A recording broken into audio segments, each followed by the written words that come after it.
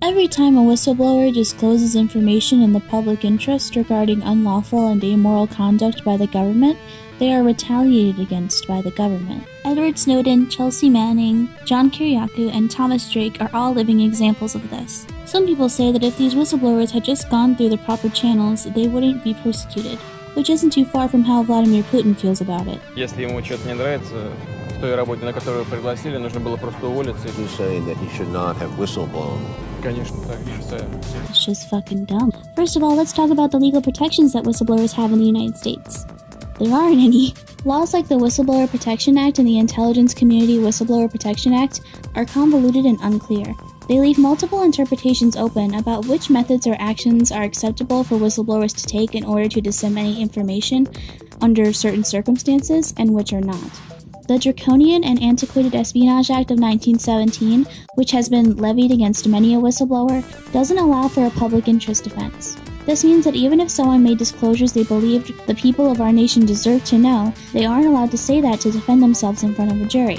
Overall, the proper channels thing is just illogical. The fact that a whistleblower is exposing the illegal or unethical behavior of an agency should be evidence in itself that that agency can't be trusted. So why should they expect it to protect them properly?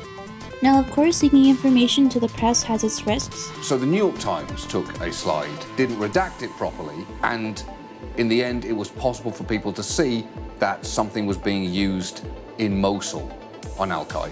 But sometimes there just isn't a better option. We need more means of being able to safely and securely reveal government wrongdoing. And then there's the fact that if whistleblowers just resign, nothing happens. The problem that they're trying to take care of and bring attention to is still there. It doesn't go away. Next, I want to read a letter written by my good friend Widowcrip. It was originally addressed to Chelsea Manning, but I think it applies to all the amazing whistleblowers out there. You are a bright star in a world of darkness. Your desire for truth, justice, and acceptance brings hope that hate will one day be dissolved into a distant memory.